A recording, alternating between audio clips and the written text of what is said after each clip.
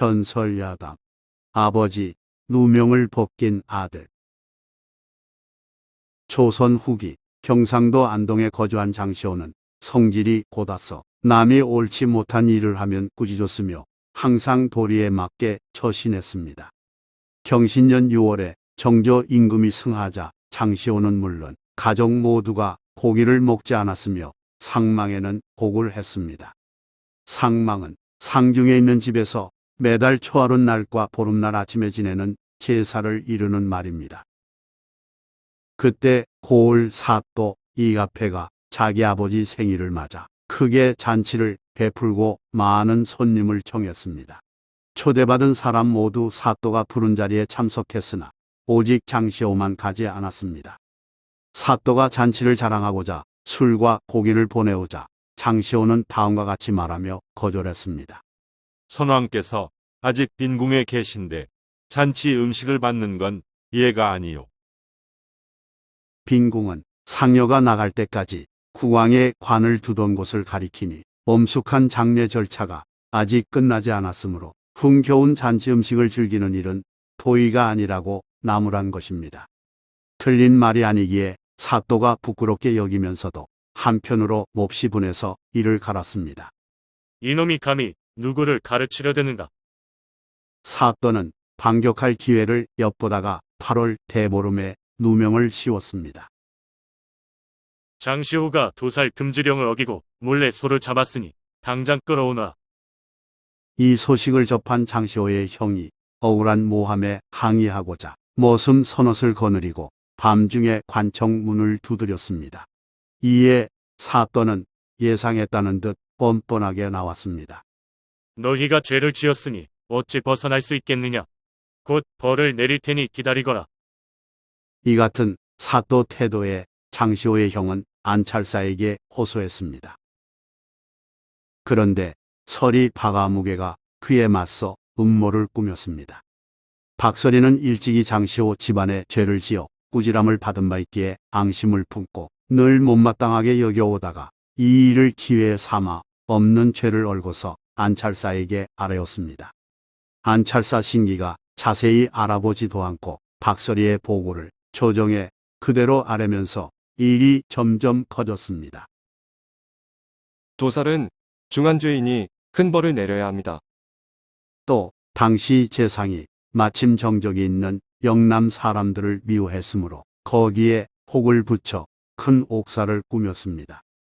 상황이 급박히 돌아가면서 결국 장시호는 옥에 갇혔다가 졸지에 세상을 떠났고 그의 처자식은 정순왕비가 가엾게 여기고 특명을 내려 전라도 강진 앞바다 섬으로 귀양가도록 했습니다.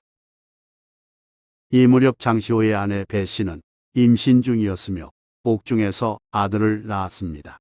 배씨는 아들 장석규를 얻은 지 한 달도 채 못 되어 머나먼 곳으로 떠나야 하는 신세가 됐습니다. 내가 참으로 험한 세상에 나왔구나.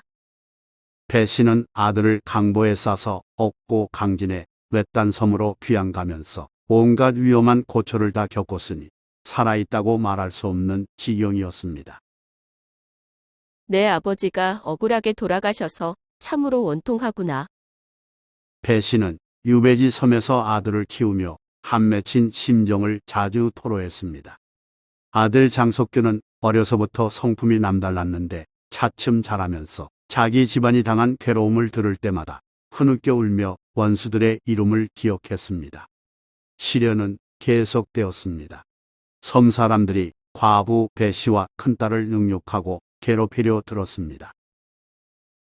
이러다 정말 큰일을 당하겠구나.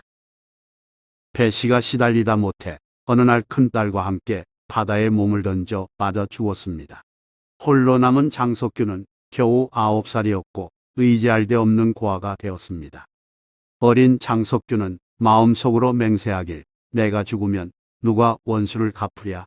문자가 아니면 이 일을 밝히기 어렵고 금전이 아니면 이 일을 이루지 못하리라 했습니다. 장석규는 살기 위해 품을 팔면서도 틈나는 대로 마을 사람들에게서 글을 배우려 했는데 사람들은 화가 자기에게까지 미칠까 걱정되어 가르쳐주지 않았습니다. 일만 잘하면 됐지. 댓글은 알 필요가 없다. 장석규는 할 수 없이 창밖에서 남의 집 아이들이 글 배우는 소리를 훔쳐 듣거나 또는 책을 띄고 길거리에 나가 지나가는 사람들에게 글자를 물어가며 그를 깨우쳤습니다. 섬사람 인심은 사납고 고약했지만 장석규는 성실한 자세와 근면함으로 극복하고 여러 가지 일을 부지런히 했습니다. 덕분에 재산이 차츰 늘어나 어느덧 장석규는 알부자 총각이라는 말을 들었습니다. 이웃에 사는 젊고 예쁜 과부가 장석규의 사람됨을 흠모하여 중신알미를 보내어 자기 배고픈 의중을 내비쳤습니다. 하지만 장석규는 이를 거절하고 양반집 딸을 맞아들였습니다.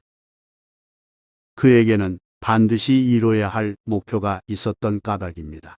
그건 바로 아버지의 누명을 벗기는 일이었으니 그러려면 예쁜 과부보다 양반 가문의 힘이 더 필요했습니다.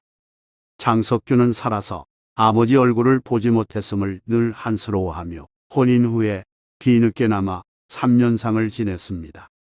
그걸 보고 예법에 없는 일이지만 정에서 나온 일이라면서 선비들이 감탄했습니다. 그는 늘 검소하게 생활했고 식사할 때 고기를 먹지 않았습니다. 아내가 왜 그러느냐고 묻자 장석규는 이렇게 말했습니다. 약간의 재산과 곡식은 장차 쓸 곳이 있으니 어찌 내 입과 뱃속을 채우겠소. 그뿐이 아니었습니다.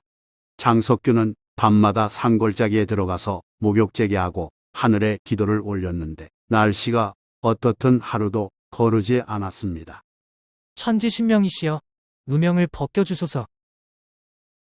높은 관리가 귀양 왔다 하면 소문을 듣고 감동해 반드시 장석규를 찾아가 인사를 나눌 정도였습니다. 그때마다 장석규는 아버지와 할아버지의 원통한 사연을 이야기하며 눈물을 흘렸습니다. 장석규는 의지가 대단히 강한 사람이었습니다. 학질에 걸렸을 때 의관을 바로 하고 단정에 앉은 채로 떼어내었고 오미 올랐을 땐 석 달이나 손으로 굽지 않았더니 저절로 나았습니다. 세월은 흘러 아들 장기원이 태어나자 장석규가 기뻐하며 이렇게 말했습니다. 내가 이 섬을 떠나지 못해 누명을 씻을 길이 없더니 이제야 내가 태어나 내 소원을 풀어주겠구나. 장석규는 아들 장기원이 15살이 됐을 때 짐을 꾸려 서울로 보냈습니다.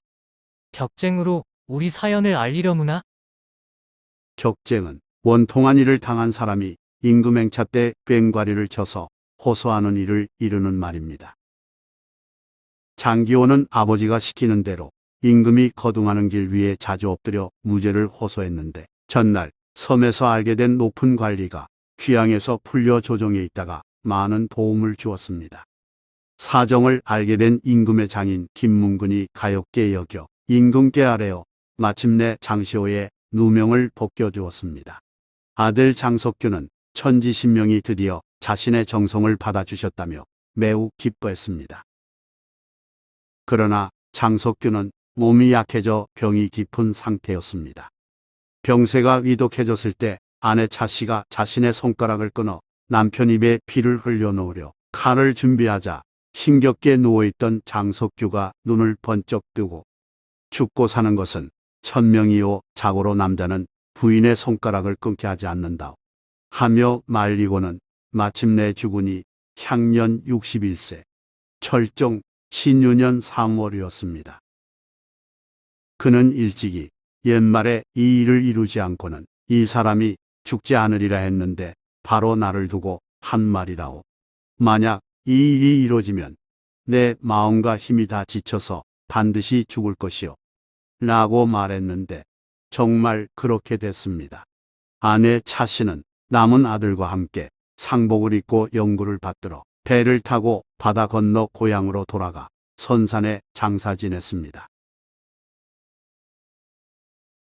좋아요 및 구독은 영상 제작에 큰 힘이 됩니다. 고맙습니다.